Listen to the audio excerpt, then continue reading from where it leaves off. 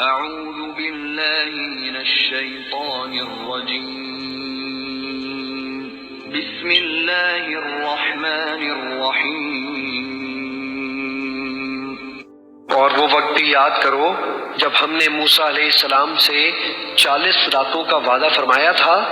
پھر تم نے موسیٰ علیہ السلام کے چلائے اعتکاف میں جانے کے بعد بچڑے کو اپنا معبود بنا لیا، اور تم واقعی بڑے ظالم تھے۔ پھر ہم نے اس کے بعد بھی تمہیں معاف کر دیا تاکہ تم شکر گزار ہو جاؤ۔ اور جب ہم نے موسیٰ علیہ السلام کو کتاب اور حق و باطل میں فرق کرنے والا معجزہ عطا کیا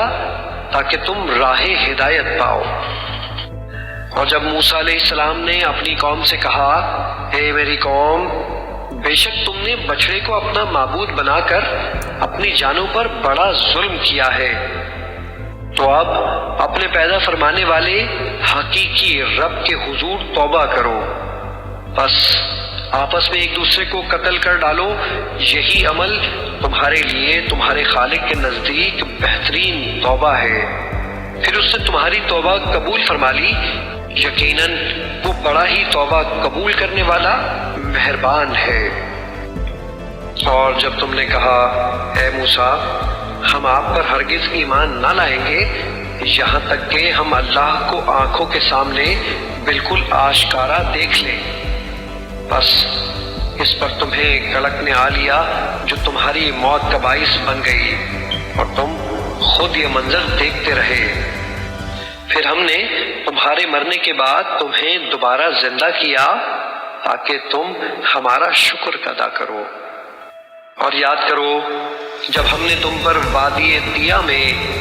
بادل کا سایہ کیے رکھا، اور ہم نے تم پر من و سلوہ اتارا کہ تم ہماری عطا کی ہوئی پاکیزہ چیزوں میں سے کھاؤ، سو انہوں نے نافرمانی اور ناشکری کر کے ہمارا کچھ نہیں بگاڑا مگر اپنی ہی جانوں پر ظلم کرتے رہے۔ اور یاد کرو جب ہم نے فرمایا،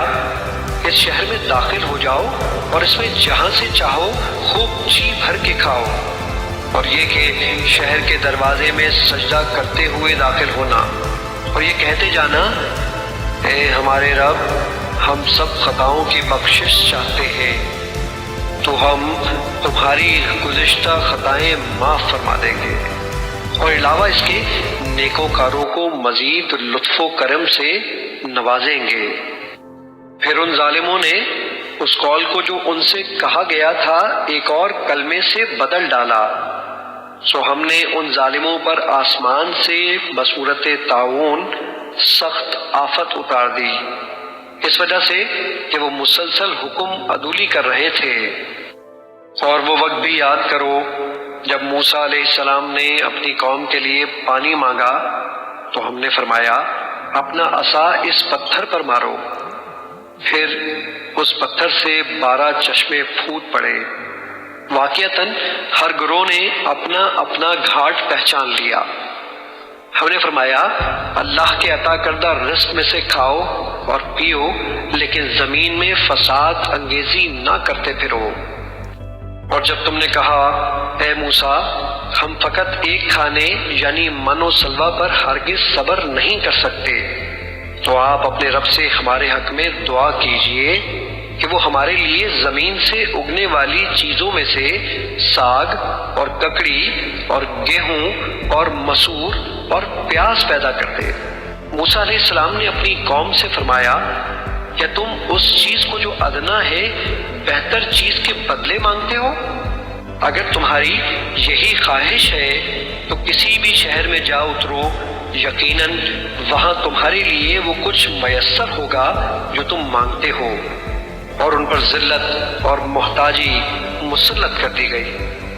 اور وہ اللہ کے غضب میں لوٹ گئے۔ یہ اس وجہ سے ہوا کہ وہ اللہ کی آیتوں کا انکار کیا کرتے اور انبیاء کو ناحق قتل کرتے تھے، اور یہ اس وجہ سے بھی ہوا کہ وہ نافرمانی کیا کرتے اور ہمیشہ